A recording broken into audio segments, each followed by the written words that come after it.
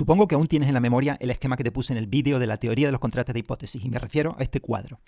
En el vídeo de los contrastes paramétricos vimos la zona verde. En él, junto a 3 vídeos Excel estadística de ejercicios, aprendimos a contrastar parámetros como la media, la varianza, la proporción poblacional de una binomial, la diferencia de medias, la diferencia de proporciones, el cociente de varianza. Pues va a ser que tú ya sabes, solo con leer el título de este vídeo, que nos adentramos en zona azul. Contrastes no paramétricos. Y te refresco un poco más esa memoria tuya. Bajo esta denominación, realmente hay 3 subgrupos de contrastes.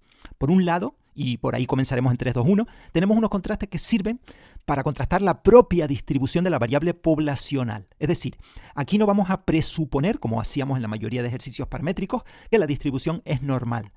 Aquí vamos a contrastar si efectivamente podemos considerar que la población es normal. ¿Qué significa esto? Que en muchas ocasiones este tipo de contrastes podría ser un paso previo a un contraste paramétrico. Ver si es normal para saber si podemos aplicar las fórmulas paramétricas que exijan la normalidad. No siempre será ese su objetivo, claro, pero repito, pueden servir para eso. Otra forma de entender este grupo de contrastes, quizá más precisa a nivel teórico-estadístico, es que estos contrastes realmente lo que pretenden es lo siguiente. En vez de decir que sirven para contrastar si una población es normal o si es binomial o lo que sea, sin que esta afirmación sea incorrecta, para ser más precisos podemos decir también que este contraste consiste en que a partir de un grupo de datos, a partir de una muestra, queremos contrastar si dicha muestra se ajusta bien a una supuesta distribución teórica. En el fondo, ambas maneras de entenderlo vienen a recoger lo mismo. Ver si una muestra se ajusta a una distribución teórica poblacional equivale a ver si esa muestra podría proceder de dicha población, ver si sigue la misma distribución, normal, binomial o lo que sea. Luego tenemos un segundo grupo de contrastes que vienen a ser la alternativa no paramétrica a los contrastes paramétricos que ya hemos visto. Concretamente son contrastes para comparar grupos, es decir, serían la alternativa no paramétrica a los contrastes paramétricos de comparación de medias. La diferencia, que en los paramétricos sabíamos que la población era normal. Aquí no podemos hacer esa suposición porque no tenemos nada que lo avale, o porque hemos hecho un contraste del primer bloque para verificar la normalidad y nos ha dado rechazo. Así que compararemos, sí, pero de una forma alternativa, no comparando las medias. Con ellos no se requiere conocer la forma de la función de distribución, así que guay. No son tan potentes como los paramétricos, pero son fundamentales en estos casos. Lo vas pillando. Finalmente, hablaremos del caso en el que también partiremos de 2 grupos, pero con datos cualitativos, no con pesos, estaturas, euros, y ahí contrastaremos si esos 2 grupos pueden considerarse independientes o no. Es decir, si puede considerarse que proceden de una misma población, si puede considerarse que tienen una misma distribución poblacional. Pero una cosa debes tener clara desde ahora. En este tema estudiaremos algunos, solo algunos, de los muchos contrastes no paramétricos existentes. Sería una locura tratar de abarcarlos todos.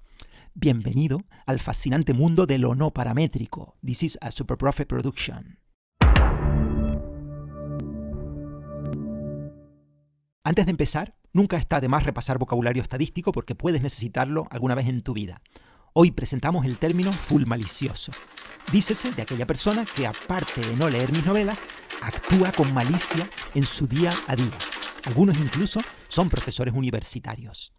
Pues bien, comenzaremos con los contrastes que sirven para evaluar si los datos muestrales se ajustan a una distribución específica.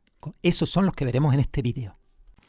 Vamos a empezar por uno que puede suponer un paso previo para decidir si se puede aplicar una prueba paramétrica o no, o sea, una prueba de las que ya hemos visto. Pero hagamos un esquema o un análisis previo.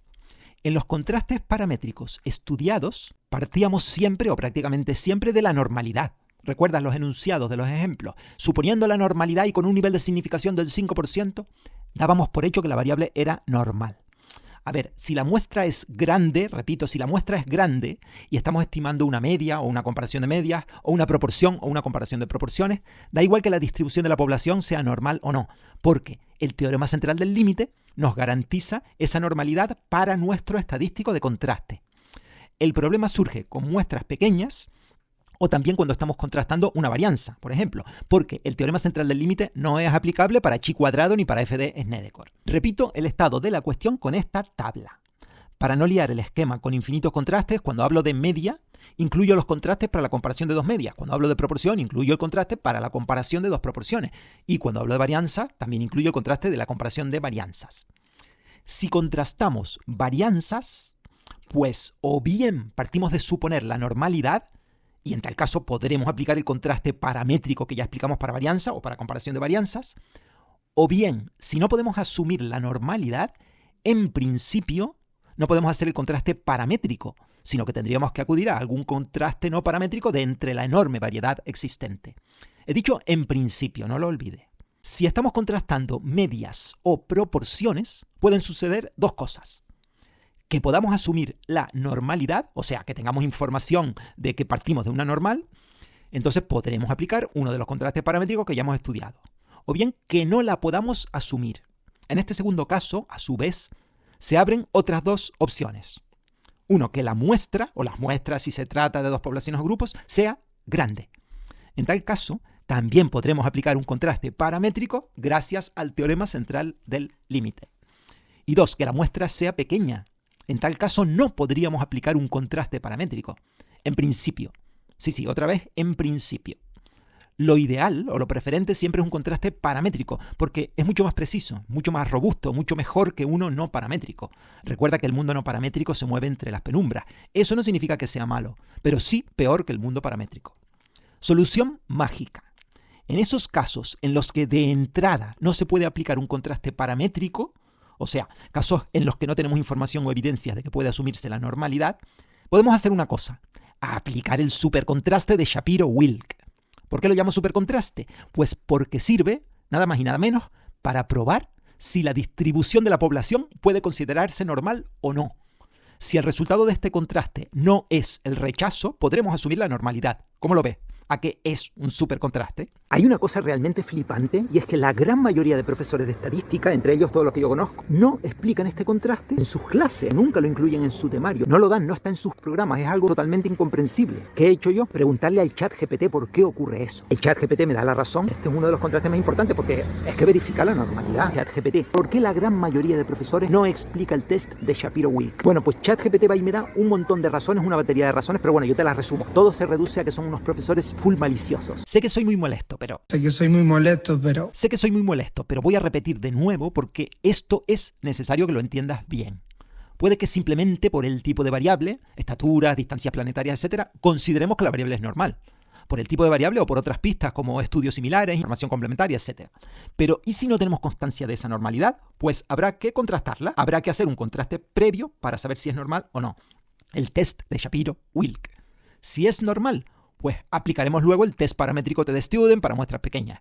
Si el contraste previo rechaza la normalidad, habrá que acudir a otros contrastes no paramétricos, como la prueba de los rangos con signo de Wilcoxon, o vaya usted a saber. Recapitulando y avanzando. Test de Shapiro-Wilk. Se utiliza para contrastar la normalidad. El estadístico muestral utilizado es este que tienes aquí. Antes de que me preguntes qué significa cada cosa en la fórmula, te adelanto que no te lo voy a explicar ahora para no liarte, sino en los Excel estadística. Lo único, eso sí, adelantarte dos cosas.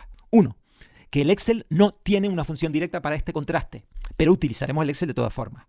Dos, aunque te dije en vídeos anteriores que las tablas estadísticas estaban obsoletas, en este contraste sí que vamos a utilizar un par de tablitas. ¿Por qué? Precisamente por el hecho de que el Excel no te hace el cálculo de manera directa.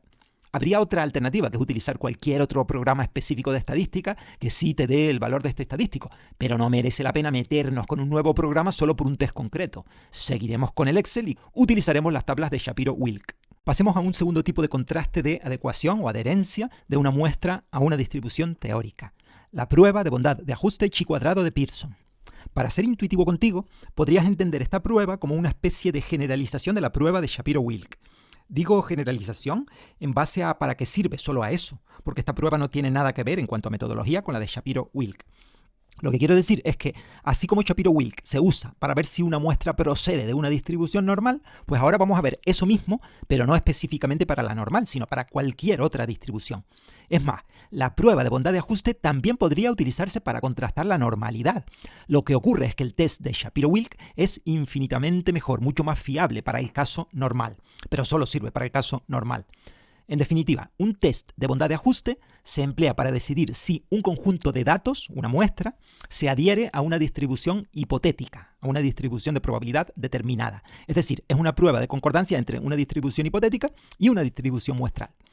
La metodología usada en esta prueba se basa en algo tan simple e intuitivo como comparar los resultados observados de una muestra aleatoria con los que se espera observar si la hipótesis nula es correcta. O sea, vamos a comparar datos observados, los de nuestra muestra, con datos esperados, los que deberían darse si h sub 0 es correcta. A nivel procedimental, para aplicar este contraste, partimos clasificando los elementos en categorías, de forma que para cada una de ellas, para cada categoría, habrá un valor observado y un valor esperado. Se rechazará h sub 0 si existen diferencias significativas entre las frecuencias observadas y las esperadas. Repito, este contraste parte de dividir en categorías a los elementos, y esa es una novedad diferencial respecto a los paramétricos. Por ejemplo, supongo que queremos contrastar si una muestra de resultados del lanzamiento de un dado sigue una distribución uniforme. Dicho de otra manera, y así refresco tu memoria probabilística, queremos contrastar si los posibles resultados de lanzar un dado son equiprobables, si es igual de probable que salga un puntito, que salgan 2, 3, etc. A lo mejor estás pensando, superprofe, ¿cómo no va a ser igual de probables? Siempre lo son. Te respondo, podría ocurrir que el dado estuviese trucado, ¿a que sí? En otras palabras, este ejemplo consistiría en contrastar la hipótesis nula, el dado no está trucado. Es otra forma de definir dicha hipótesis. A lo que iba, que ya me estoy dispersando. 1. Las categorías. Aquí agruparíamos nuestros elementos en 6 categorías, correspondientes cada una de ellas a los 6 posibles resultados de lanzar el dado. 2. En cada categoría hay un valor observado, es decir, el número de veces en nuestra muestra que ha salido tal número de puntitos. 3. También hay un valor esperado, el valor que se espera, el número de puntitos que se espera que salgan si h sub 0 es cierta, o sea, si el dado no está trucado. En este caso, si por ejemplo la muestra es de tamaño 80, los 6 valores esperados coincidirían y serían 80 por un sexto. Se espera que cada cara del dado salga una sexta parte de las veces, n por p sub i. Lo que ocurre es que en este ejemplo concreto los p sub i son todos iguales a un sexto, pero eso es porque es uniforme, no siempre va a ser así. Te pongo otro ejemplo. Tenemos las calificaciones de todas las asignaturas de estadística impartidas en una facultad. Estos son los resultados, nada menos que para 636 estudiantes. Tenemos 4 categorías, suspensos, aprobados, notables y sobresalientes. Podríamos contrastar si esos resultados siguen una distribución normal. Tenemos valores observados y podríamos calcular los valores teóricos o esperados con n por p sub i, igual que antes.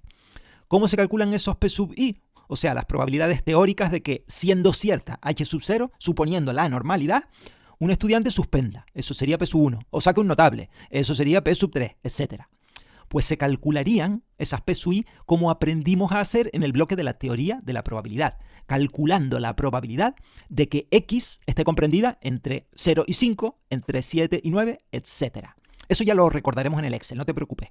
Pero, atención, conflicto. ¿Estamos contrastando la normalidad con esta prueba? ¿Acaso no nos dijo Superprofe que Shapiro-Wilk, ese supercontraste que casi nadie usa en las explicaciones universitarias, era el mejor? ¿Por qué habríamos de contrastar la normalidad con una prueba chi cuadrado de bondad de ajuste entonces? Te respondo. Obviamente, es indudable que este test, dado que es válido para contrastar cualquier distribución, también valdrá para contrastar una normal. También es cierto que Shapiro-Wilk es muchísimo mejor, es más potente. Ahora bien, puede que la prueba de bondad de ajuste chi cuadrado sea mejor alternativa que Shapiro en función de la información muestral. Resulta que Shapiro exige conocer los datos muestrales específicos, sí o sí. Datos individuales, no agrupados en categorías. No es para datos categorizados. Fíjate en el ejemplo. Yo no sé los resultados individuales de cada estudiante, no me dan esa información. No sé la nota que sacó cada uno. Solo tengo el total por categoría, así que es imposible aplicar el test de Shapiro, ¿lo pillas? Shapiro exige conocer la calificación de los 636 estudiantes, los 222 suspensos, los 270 aprobados, los 96 notables y los 48 sobresalientes. La lección que quiero que aprendas es que Superprofe siempre tiene respuesta para todo y no le des las gracias a Superprofe que no las necesita. Avanzando a lo práctico, el estadístico de contraste viene expresado así y se distribuye como una chi cuadrado con k-1 grados de libertad. K sería el número de categorías, 6 en el ejemplo del dado, 4 en el de las calificaciones. O sub i son los valores observados en la muestra y E sub i son los valores esperados si h sub 0 es cierta. Esos valores esperados se calculan como n por p sub i, como ya hemos visto. La región crítica del contraste vendrá determinada por aquellas realizaciones muestrales que verifiquen que u es mayor que chi cuadrado con k-1 grado de libertad para 1 menos alfa. Valores de u pequeños se darán cuanto más cerca estén los valores observados a los esperados. O sea, más lógico que h sub 0 sea cierta. Por eso el rechazo es para valores grandes de u. A nivel Excel ya te explicaré cómo haremos esto, porque utilizaremos un atajo gracias a una función concreta. Eso sí, nadie nos va a perdonar que tendremos que calcular los p sub i y los valores esperados. Vamos con el tercer contraste de adherencia de una muestra a una distribución específica.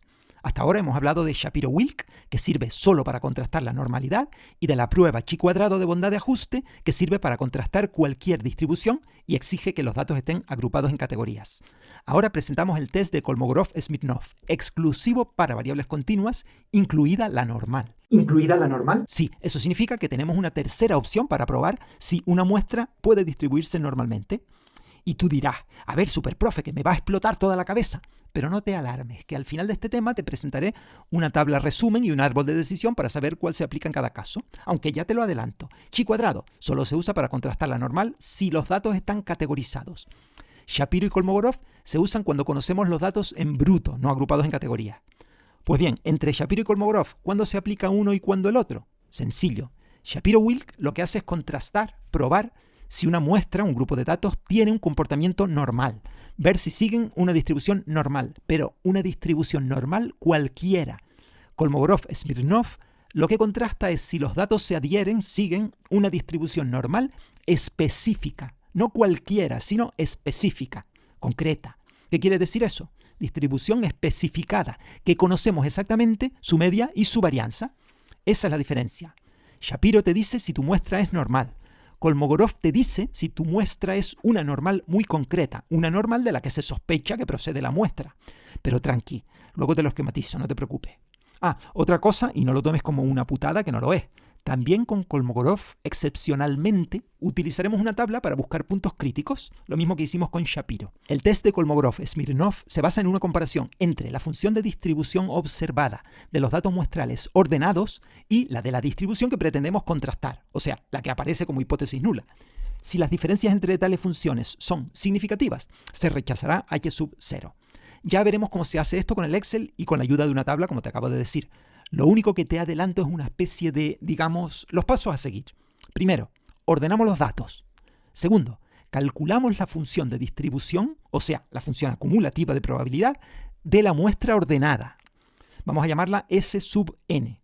N porque es para la muestra y la letra S suele utilizarse para indicar función de distribución de una muestra, en lugar de la F utilizada para la población. Tercero, calculamos la función de distribución teórica, o sea, la que se daría si h sub 0 es cierta. La vamos a denotar como f sub 0 para indicar que es la función de distribución correspondiente a h sub 0.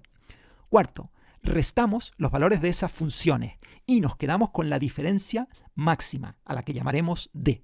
Ese será el estadístico de contraste. Luego, quinto, nos vamos a la tabla para comparar con el punto crítico y ver si rechazamos o no. Como el estadístico es la diferencia máxima entre la función de distribución de la muestra aleatoria y la función de distribución de la variable especificada en la hipótesis nula, cuanto mayores sean las diferencias, más posibilidad habrá de rechazar la hipótesis nula. Por eso se rechaza para diferencias grandes, o sea, mayores que el punto crítico. Y ahora ya te pongo la tabla de puntos críticos para este contraste. Como te prometí, finalmente tienes un esquema comparativo de las tres pruebas de adherencia o ajuste a una distribución teórica que hemos visto. Puedes pausar el vídeo y mirarlo con calma, pero te lo voy a presentar también ahora en forma de árbol de decisión que igual se entiende todavía mejor. Si la distribución que se pretende contrastar es discreta, Poisson, binomial, uniforme, se utiliza la prueba chi cuadrado y es obligatorio categorizar los datos. Si es continua, exceptuando la normal, usaremos la prueba chi cuadrado o Kolmogorov-Smirnov según los datos estén categorizados o no. Si es normal, utilizaremos Shapiro-Wilk si los parámetros, media y varianza, son desconocidos. Si son conocidos, utilizaremos Kolmogorov.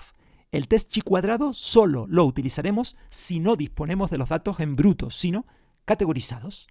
¿Qué te ha parecido este vídeo? Por favor, valora de 0 a 5 estrellas. No, que esto es un vídeo y aquí no se puede marcar, sorry.